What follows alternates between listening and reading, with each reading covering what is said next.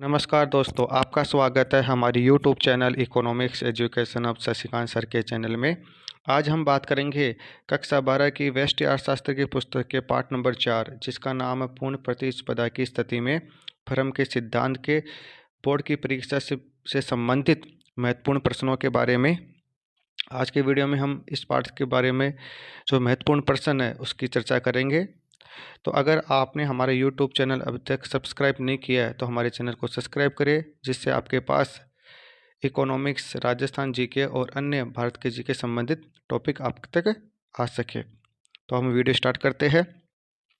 तो सबसे पहले हम बात करते हैं इस पाठ के जो वस्तुनिष्ठ प्रश्न है उनके बारे में। पहला प्रश्न दे रखा है कि पूर्ण प्रतिस्पर्धा बाजार की विशेषता है।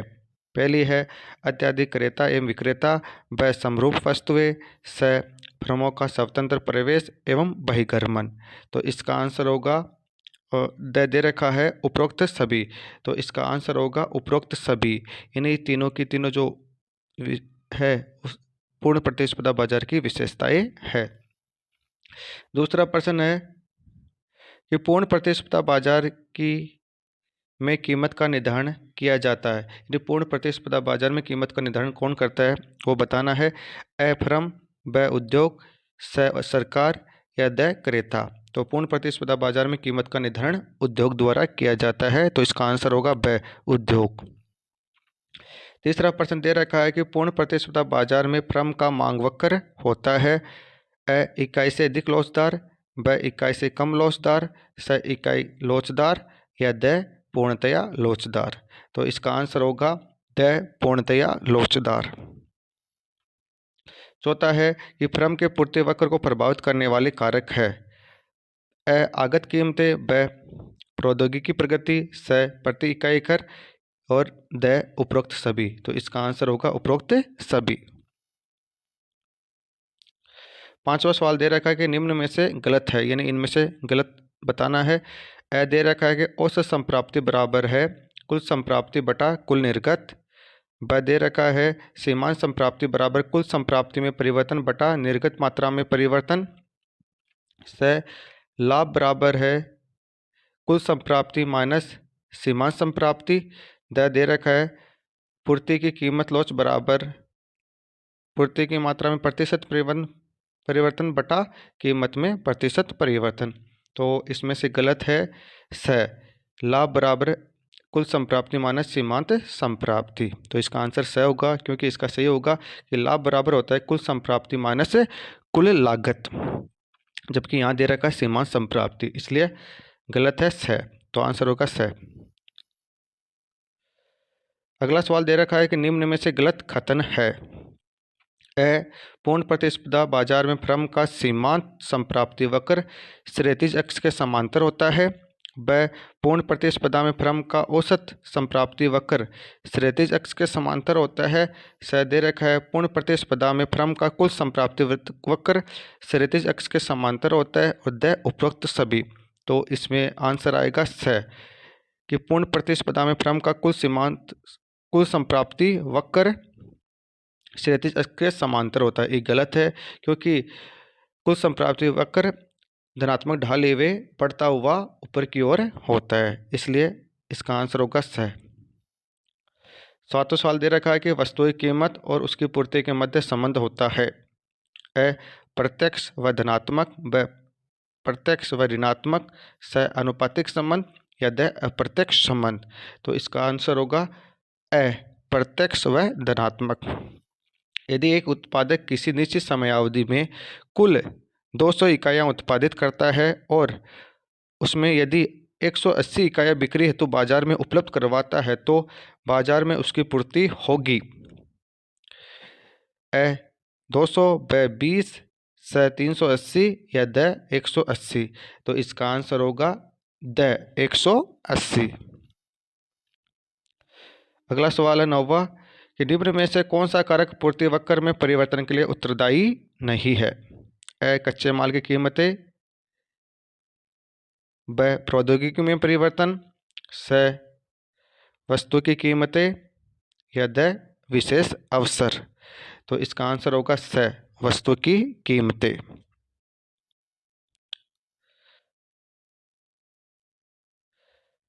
10वां सवाल दे रखा है, पूर्ण प्रतिस्पर्धा बाजार में अल्पकाल में फर्म को होता है असामान्य लाभ, ब हानि, स सामान्य लाभ या द तीनों में से कोई भी। तो इसका आंसर होगा द तीनों में से कोई भी, यानी फर्म को सामान्य लाभ भी हो सकता है, असामान्य लाभ भी हो सकता है और हानि भी हो सकता है। तो 10वें का आंसर होगा द तीनों में से कोई भी। तो इस प्रकार हमने वस्तुनिष्ठ प्रश्नों के बारे में जाना है। अब हम बात करते हैं अति लघुत्रात्मक प्रश्नों के बारे में, जिसमें पहला प्रश्न दे रखा है कि उत्पादन की आगतों की कीमत में वृद्धि होने पर फर्म के पूर्ति वक्र पर क्या प्रभाव पड़ेगा।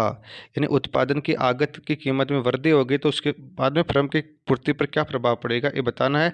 तो इसका आंसर होगा कि पूर्ति वक्र बाईं ओर स्थानांतरित होगा, यानी पूर्ति वक्र बाईं तरफ शिफ्ट होगा। दूसरा सवाल दे रखा है कि उत्पादन कर में कमी होने पर पूर्ति वक्र पर क्या प्रभाव पड़ेगा।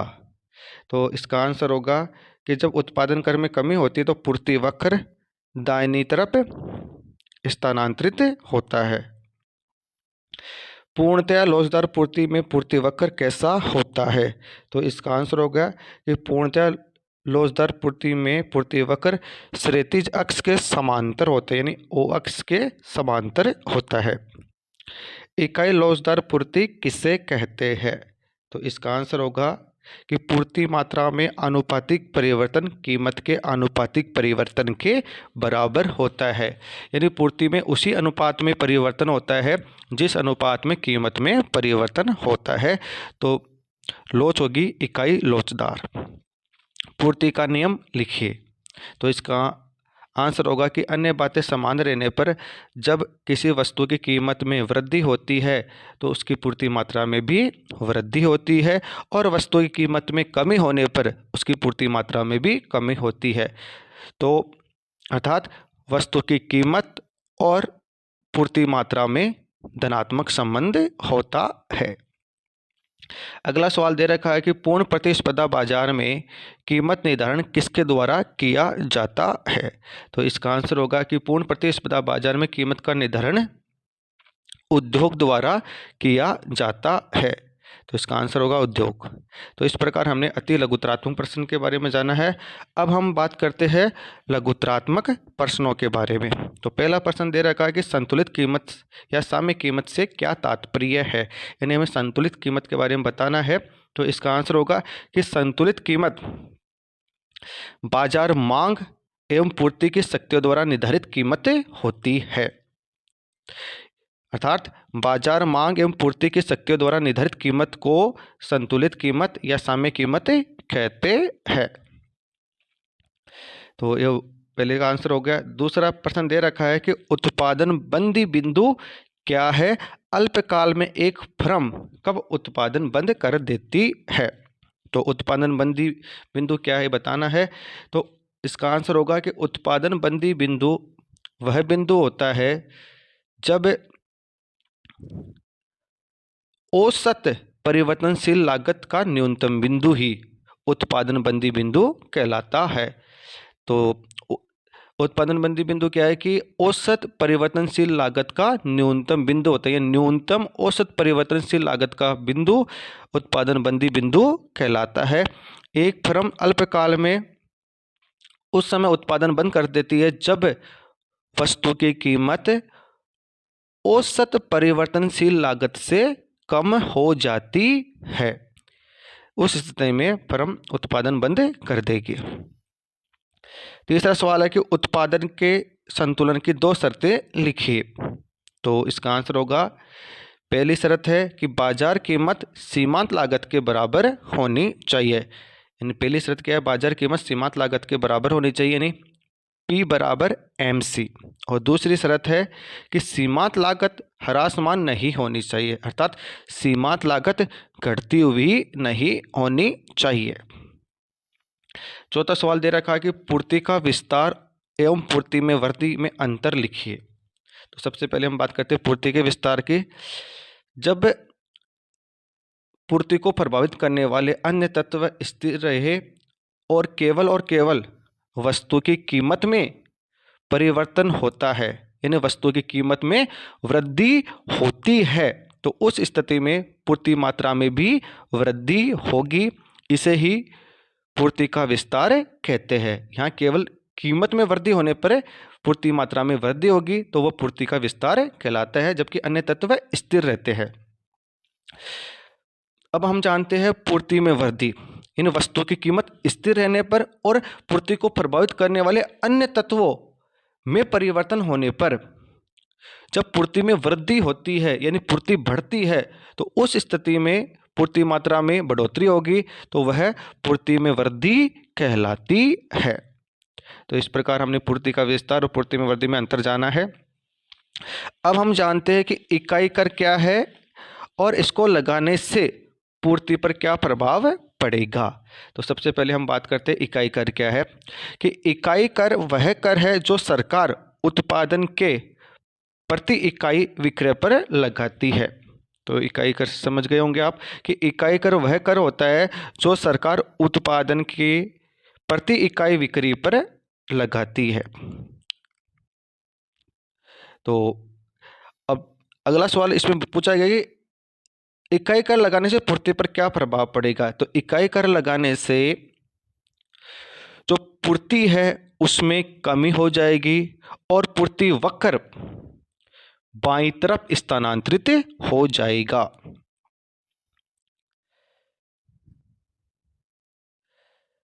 यानी पूर्ति में कमी हो जाएगी।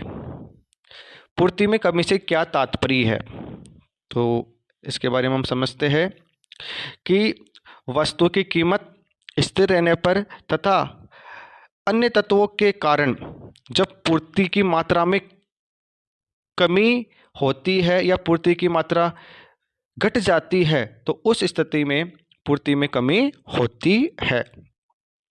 तो इस प्रकार हमने छठवां प्रश्न जाना है। अगला सवाल है कि पूर्ति के नियम की मान्यताएं लिखिए। कि पूर्ति के नियम की मान्यता बतानी है तो इसका आंसर होगा, पहली मान्यता है कि उत्पादन साधनों की कीमतों में कोई परिवर्तन नहीं होता। तो पहली क्या है कि उत्पादन साधनों की कीमतों में कोई परिवर्तन नहीं होता। दूसरी है कि उत्पादन की तकनीक में कोई परिवर्तन नहीं होता। तो दो मान्यताएं हमने जान ली। पहला तो क्या है कि उत्पादन साधनों की कीमतों में कोई परिवर्तन नहीं होता और दूसरा क्या, उत्पादन की कीमत में कोई परिवर्तन नहीं होता।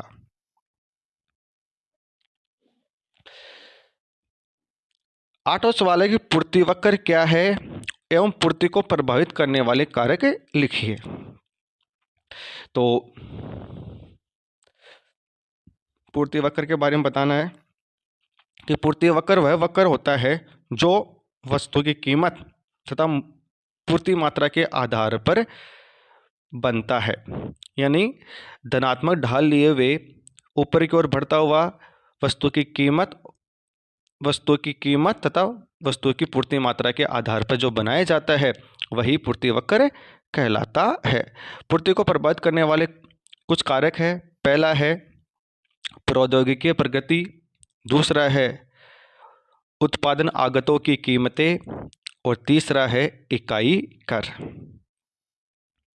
अगला सवाल दे रखा है कि पूर्ति में वृद्धि को रेखा चित्र की सहायता से समझाइए। यानी पूर्ति में वृद्धि होगी तो कीमत स्थिर रहने पर अन्य कारकों से कारण पूर्ति में जब वृद्धि होती है तो पूर्ति वक्र दाईं तरफ स्थानांतरित होता है।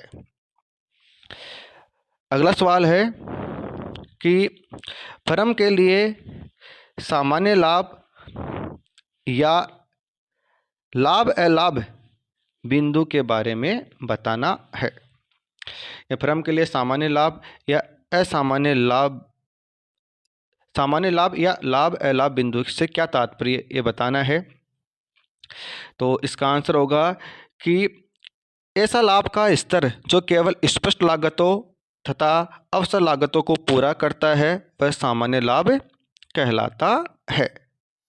यानी इस बिंदु पर न तो फर्म को हानि होती है और न ही फर्म को लाभ होता है, तो यह सामान्य लाभ या लाभ अलाभ बिंदु कहलाता है। यानी इस बिंदु पर कुल संप्राप्ति कुल लागत के बराबर होती है, यानी TR बराबर TC।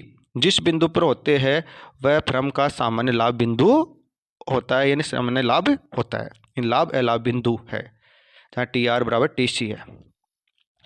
अगला सवाल दे रखा है कि पूर्ति की कीमत लॉस से क्या तात्पर्य है और सूत्र भी लिखिए। तो सबसे पहले इसकी परिभाषा बतानी है पूर्ति की कीमत लॉस की।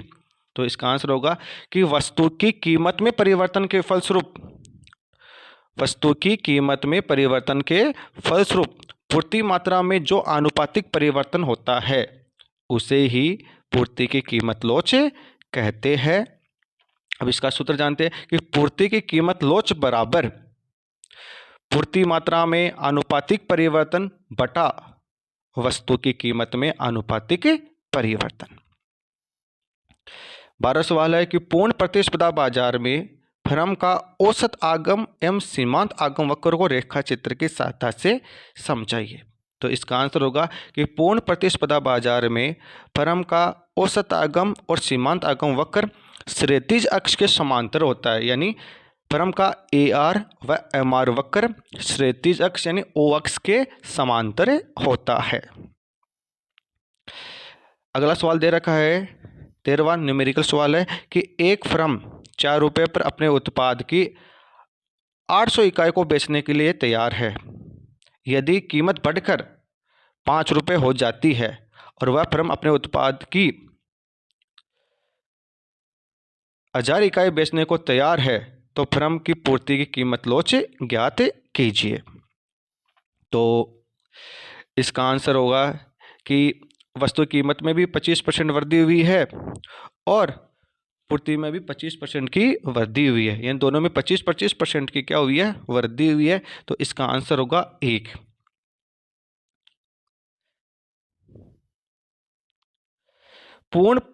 अगला सवाल दे रखा है कि पूर्ण प्रतियोगिता की निर्बाध प्रवेश एवं निकास की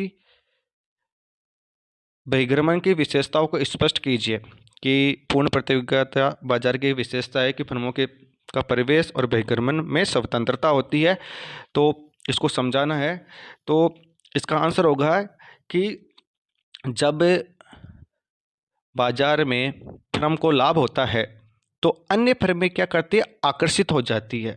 तो अन्य फर्मों से प्रवेश से क्या होती है, पूर्ति बढ़ जाती है और लाभ कम हो जाता है, यानी वस्तु लाभ सामान्य लाभ प्राप्त होने लग जाता है जब अधिकतम लाभ होता है। तो अगर फर्म को हानि हो रही है, बाजार में फर्म को हानि हो रही है, तो उस स्थिति में फर्म बाजार छोड़कर चली जाएगी। तो उस स्थिति में पूर्ति में कमी हो जाएगी और वस्तु की कीमत बढ़ जाएगी। तो जिससे क्या होगा, फर्म को जो हानि हो रही थी वह अब नहीं होगी। तो इस प्रकार लाभ होने पर अन्य फर्में आकर्षित होगी और हानि होने पर अन्य फर्में छोड़कर चली जाएगी। तो इसलिए हमेशा फर्म को दीर्घकाल में सामान्य लाभ प्राप्त ही होता है। तो इस प्रकार हमने लघुत्तरात्मक, अति लघुत्तरात्मक और वस्तुनिष्ठ प्रश्नों के बारे में जाना है। अब हम जानते हैं निबंधात्मक प्रश्नों के बारे में। तो पहला सवाल दे रखा है कि पूर्ण प्रतियोगिता बाजार को परिभाषित कीजिए तथा इसकी विशेषताओं को लिखिए।